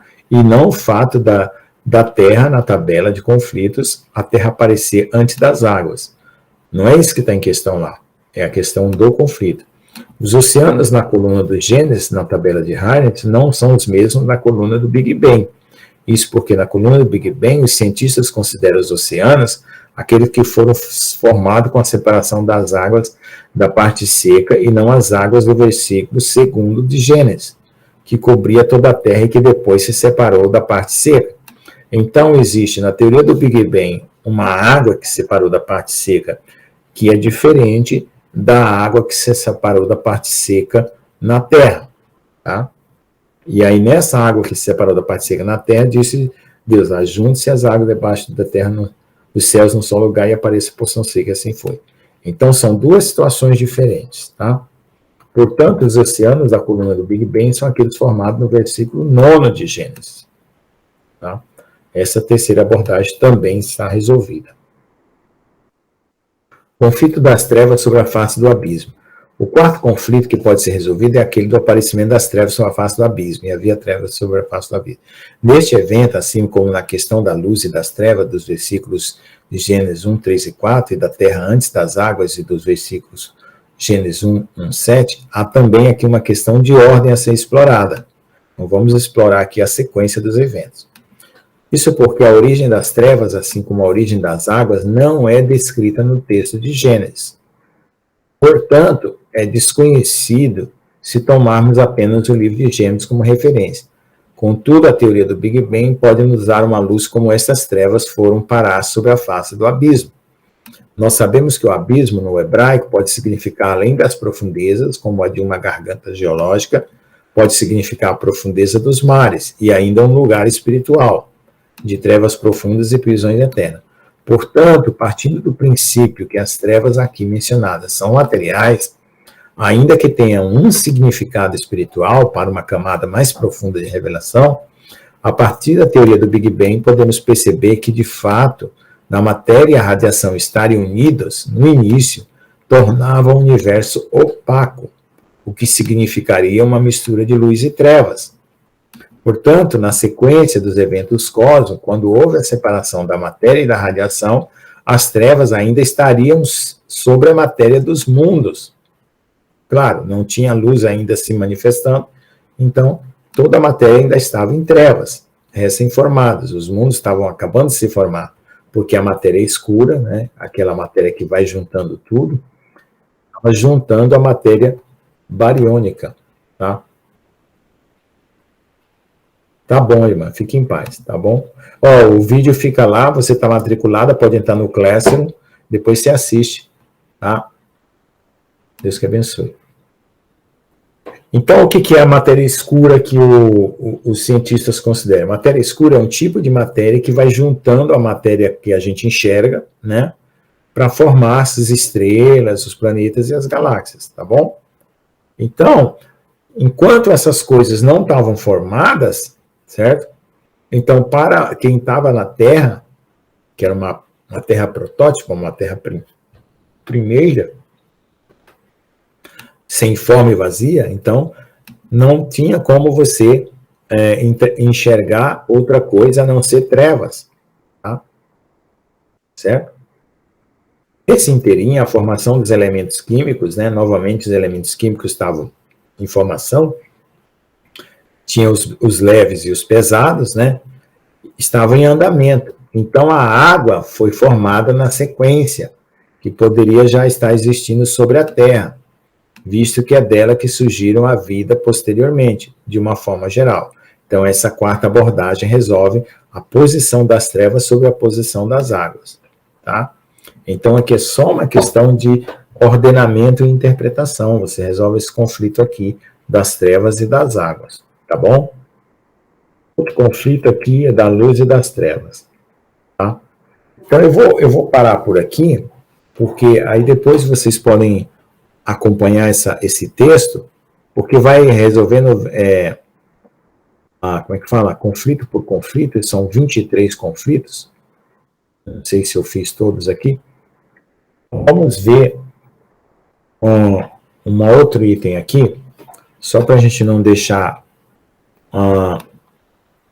vago isso aqui, é o seguinte, todos os conflitos ali acabaram sendo resolvidos, tá?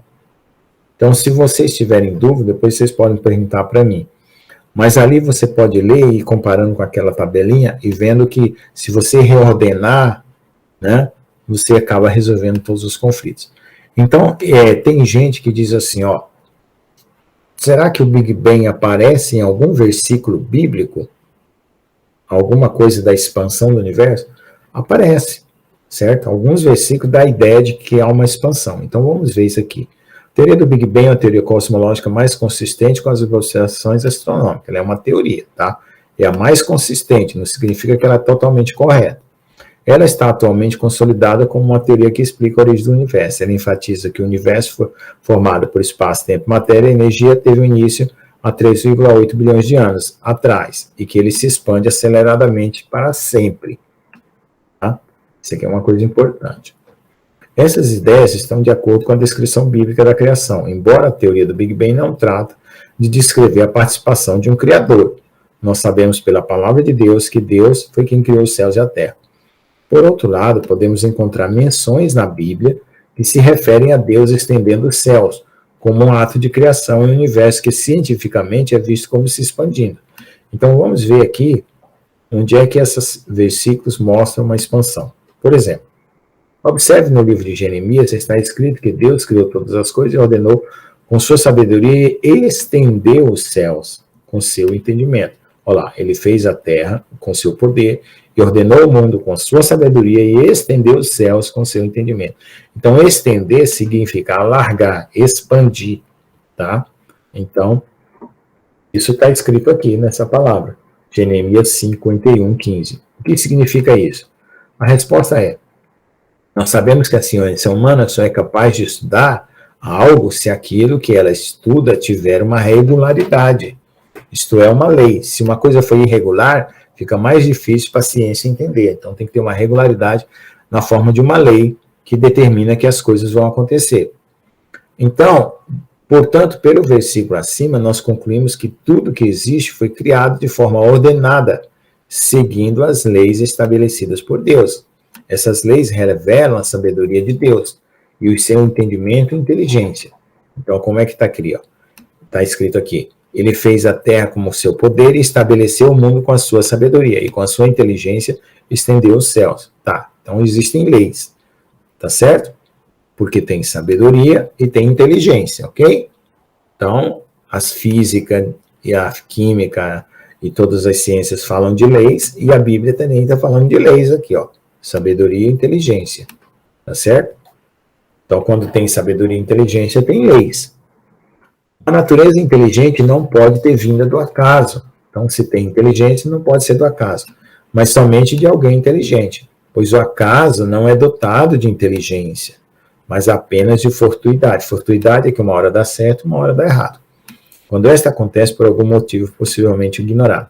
Observe também que no mesmo versículo está dito que Deus estendeu os céus com entendimento e com inteligência.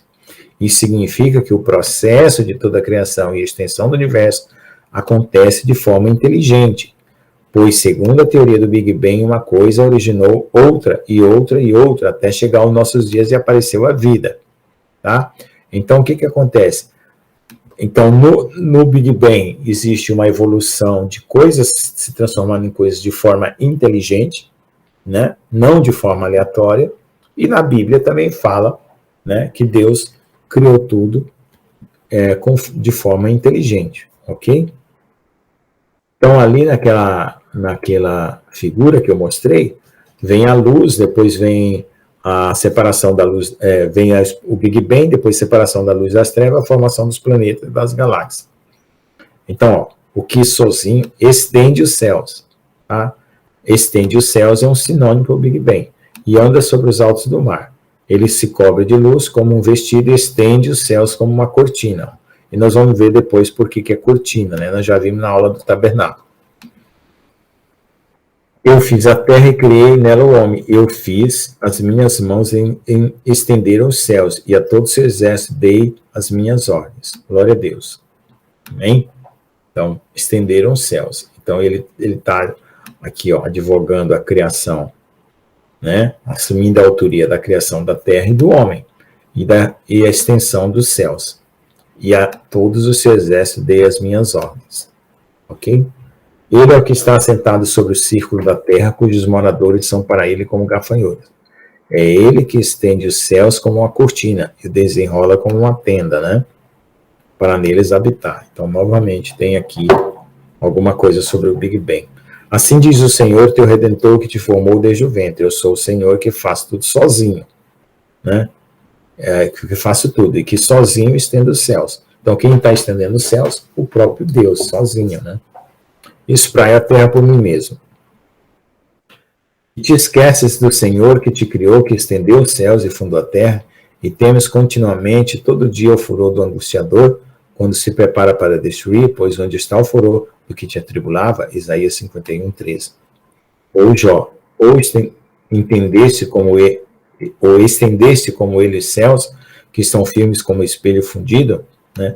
Então, exatamente aqui, né, com vários versículos, nós vemos que existe uma expansão do universo na Bíblia, né, que poderia ser a teoria do Big Bang. E a matéria escura na Bíblia, será que tem matéria escura na Bíblia? A matéria escura é um tipo de matéria que interage gravitacionalmente, né, ele tem uma força da gravidade, com o restante do universo. Ela não emite luz, por isso que ela é chamada de escura, tá? E por isso a gente não consegue ver, mas somente saber dos seus efeitos, por meio do campo gravitacional que ela produz. Então, ela vai atraindo as outras matérias, né? Vai formando as estrelas e as galáxias. A palavra de Deus fala das trevas não apenas como falta de luz, mas como algo substancial, né? Na forma de uma matéria. Veja o que está escrito no livro de Jó. Onde está o caminho onde mora a luz? E quanto às trevas, onde está o seu lugar? Tá vendo? Então, existe um lado da realidade do nosso universo que se completa pela existência de um mundo ausente de luz. Então, existe um mundo ausente de luz na física e existe um mundo ausente de luz na palavra de Deus. Esse mundo sem ondas eletromagnéticas estava presente no início dos céus e da terra, e é descrito em Gênesis, né? No princípio, Deus criou os céus e a terra.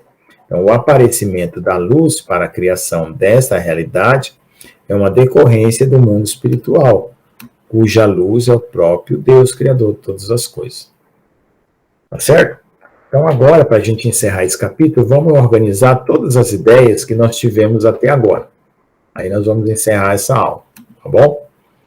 Juntando a palavra de Deus com tudo que a gente aprendeu da teoria do Big Bang, matéria escura, expansão do universo, vamos ver o que a gente consegue juntando tudo, tá? Então agora fique em bastante comunhão, clame a Deus aí, para Deus falar com você no seu coração como foi a sequência, tá? Organizar na sua cabeça essa sequência. Vamos lá? Uma história plausível para a origem de todas as coisas. Então, ó, o que tem lá?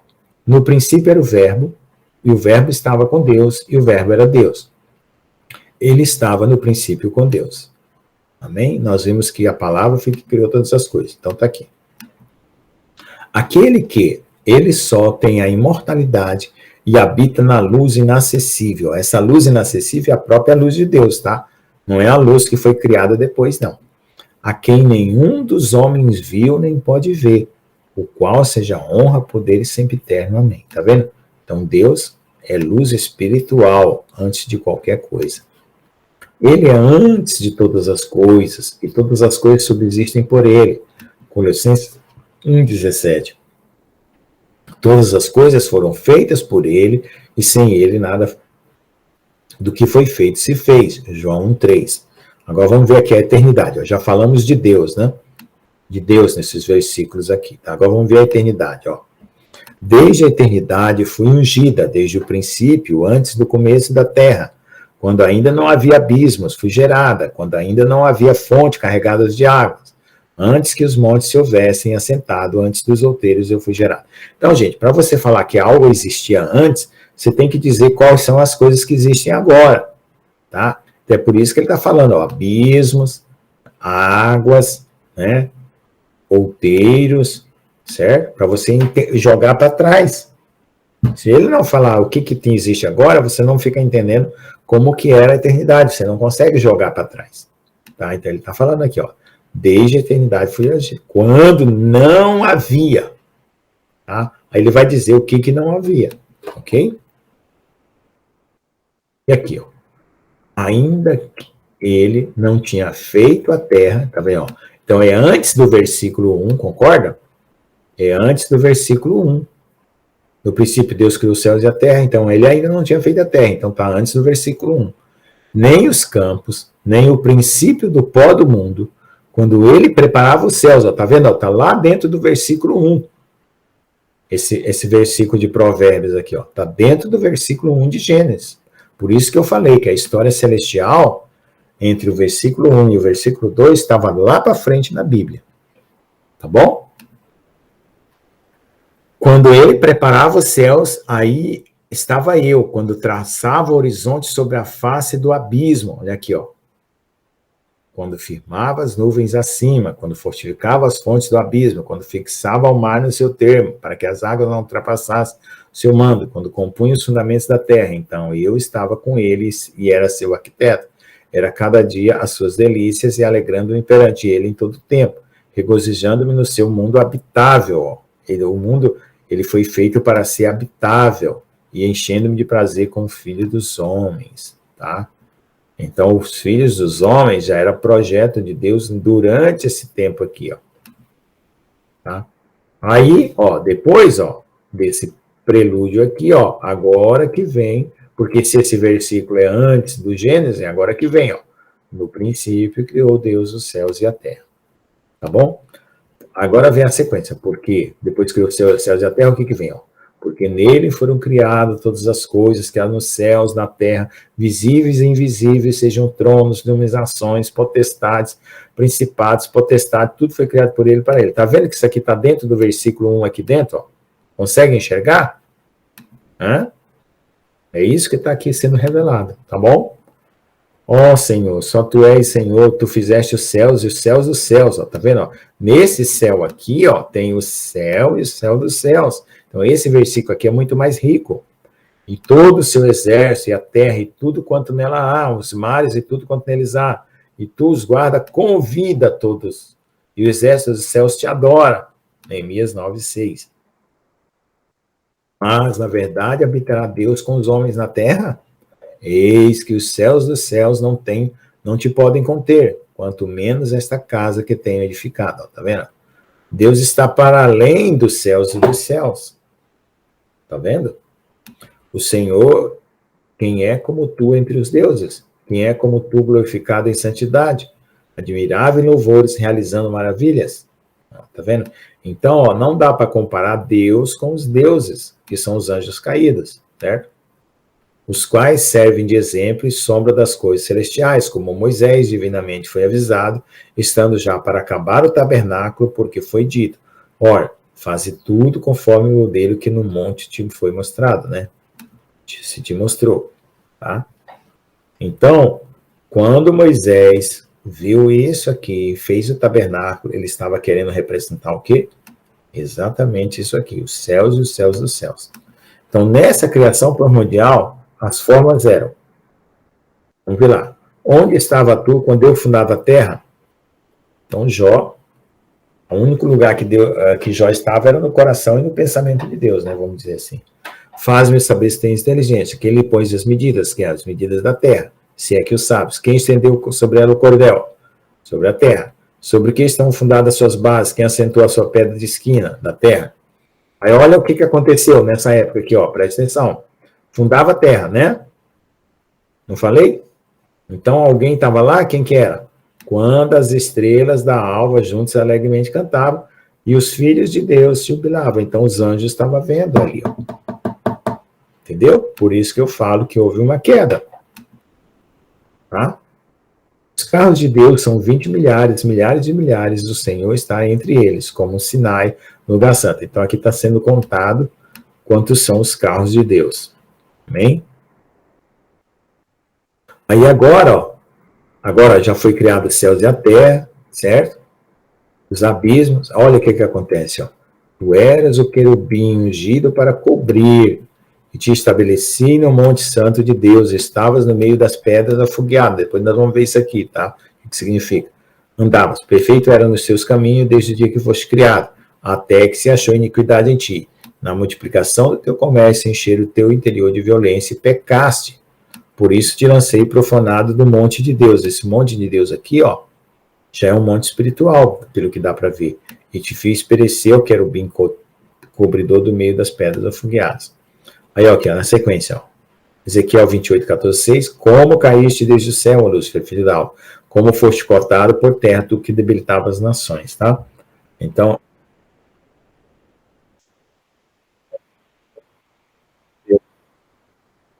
nações dos filhos de Deus.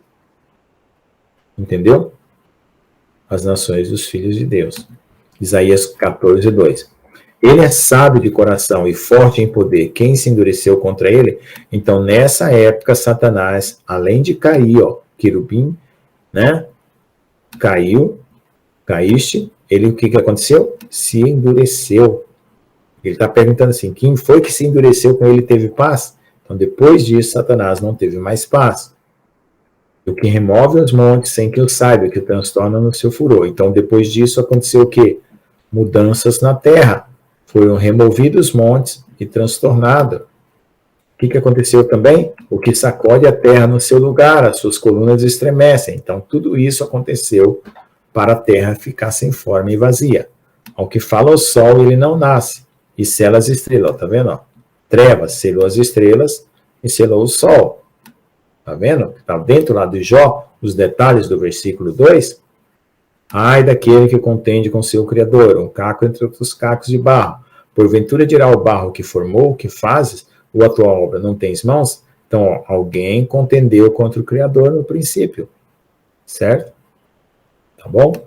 E aí ele está usando como exemplo. Ora, se o surgimento do pecado por meio de Satanás, antes da criação do homem, né, então deveria existir leis que regiam o mundo dos anjos, tá? Das quais Satanás transgrediu, pelo mesmo princípio da justiça, onde não há lei, não há pecado. Então, se não existisse leis, Deus não poderia imputar pecado em Satanás, porque nem o homem existia ainda. Então, existia leis no mundo espiritual dos anjos. E nós vamos ver esse mundo espiritual dos anjos ainda, tá? No próximo capítulo. Porque a lei opera a ira. Porque onde não há lei também não há transgressão. Porque até a lei estava o pecado no mundo, mas o pecado não é imputado não havendo lei, tá vendo? Ó? Se Deus colocasse uma culpa em Satanás sem haver lei, certo? Deus estaria sendo injusto. Então havia leis espirituais quando Satanás caiu. E a terra era sem forma e vazia, havia trevas sobre a face do abismo, e o Espírito de Deus se movia sobre. Agora que entra o versículo 2, ó, tá vendo? Ó, eu saí lá, ó, saí daqui, ó, comecei antes do versículo 1, ó,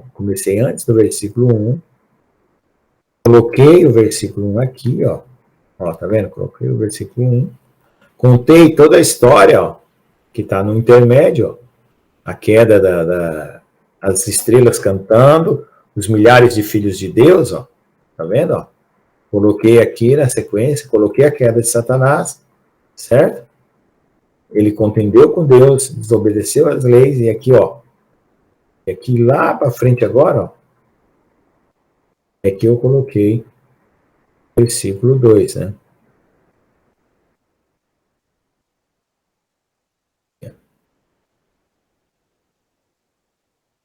O que foi? Subindo da guarda, tal, foi, né? E coloquei o versículo 2 aqui, ó. Aqui eu coloquei o versículo 2, ó.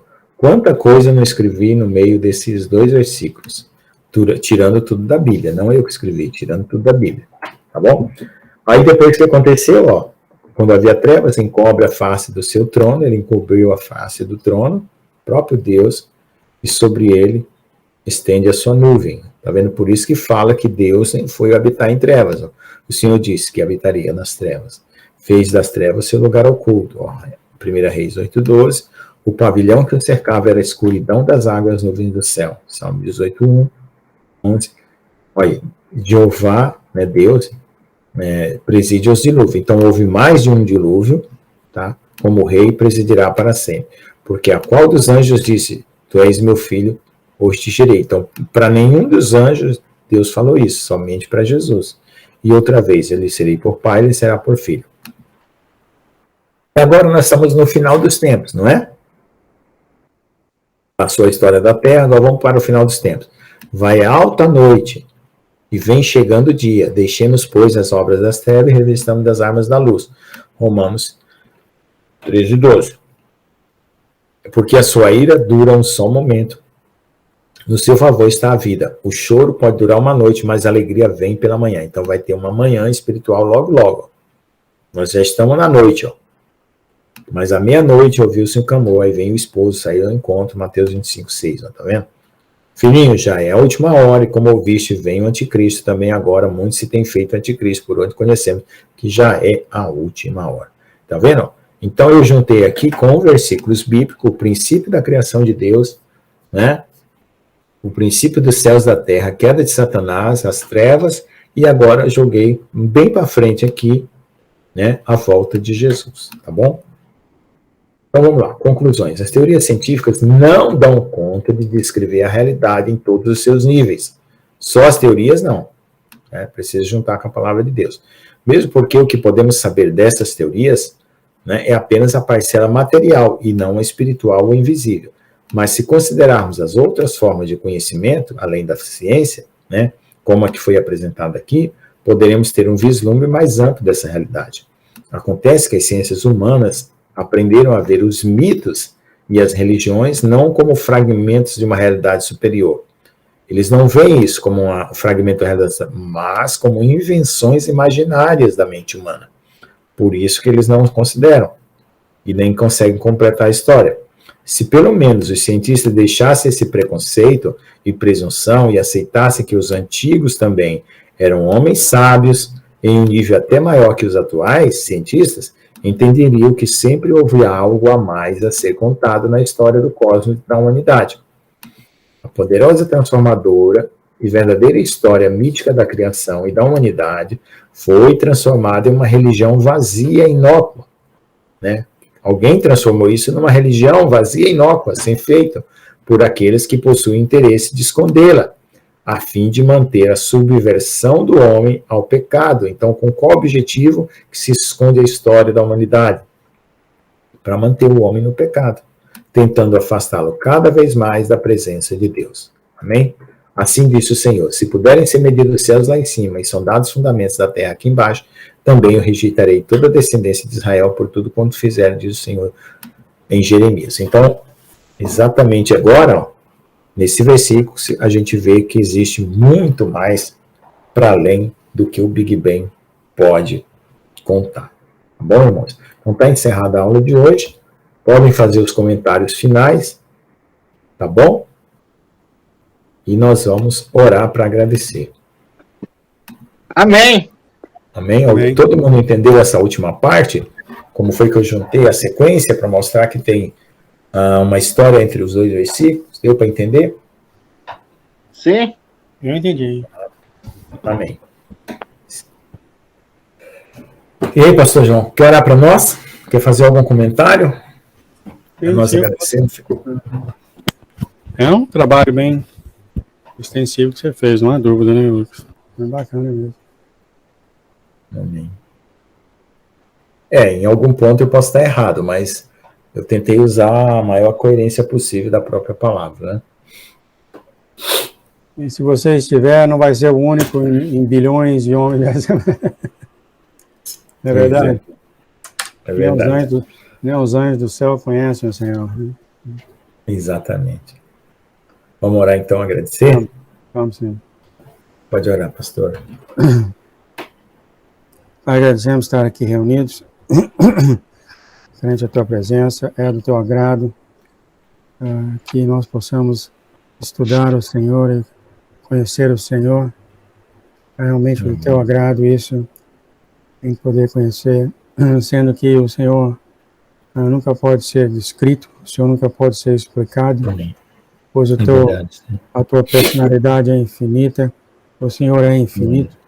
Mas, sim, Pai, há essa vontade do Senhor de as pessoas, dos seus filhos, quererem conhecer os teus mistérios, os teus reinos. É a glória, né, Senhor? A glória do Senhor. Eu esqueci a frase aqui, a glória do Senhor e os reis para buscar, descobrir isso. Obrigado por isso, obrigado por ter colocado o irmão Lucas tanto entendimento. E juntamente com isso, não é a respeito só do entendimento, Senhor. O Senhor procura o coração, o Senhor começa a ver, então, no nosso irmão Lucas, o zelo dele, o amor dele para fazer esse trabalho do Senhor. Isso é de grande agrado, Senhor. Muito obrigado por isso. Continuamos pedimos que continuasse a abençoar o nosso irmão Lucas, esse grande prazer que ele tem em propagar o Senhor, explicar o Senhor, em grande alegria, Pai. Porque realmente quem conhece as coisas profundas do seu coração, a não ser aquele que o Senhor decide revelar. Obrigado, Senhor, por estar aqui. Obrigado pela tua bênção e todos que participaram. Abençoe, por favor, a todos os nossos irmãos. E temos os nossos irmãos, temos o Geraldo, muitos aqui que tiraram o tempo para ouvir essas pregações, esses ensinamentos do Senhor. Pedimos, Senhor, a tua bênção sobre todos. Muito obrigado por essa oportunidade, muito obrigado por querer mostrar cada vez mais do Senhor para nós. Ajude-nos a entender, Senhor. Ajude-nos a entender, porque é só o seu Espírito, Senhor, porque sabe as coisas profundas do seu coração. Em nome do nosso Senhor Jesus Cristo de Nazaré, Pai, muito obrigado. E despedimos agora, na paz e no amor do nosso Senhor Jesus Cristo de Nazaré. Amém, amém e amém. Amém, amém, amém, amém. Paz do Senhor Jesus para todos, irmãos. Estamos todos meio cansados hoje, mas graças a Deus conseguimos terminar o capítulo. Fica na paz. Tchau, tchau. Amém. Tchau, tchau. Obrigado, pastor. Deus que abençoe.